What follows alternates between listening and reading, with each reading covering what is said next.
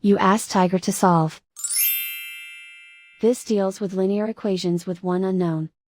The final result is x equals 960. Let's solve it step by step. Swap sides. Isolate the x. Multiply both sides by 1080. Group like terms. Multiply the coefficients. Simplify the fraction. Multiply the fractions. Simplify the arithmetic. And so the final result is x equals 960.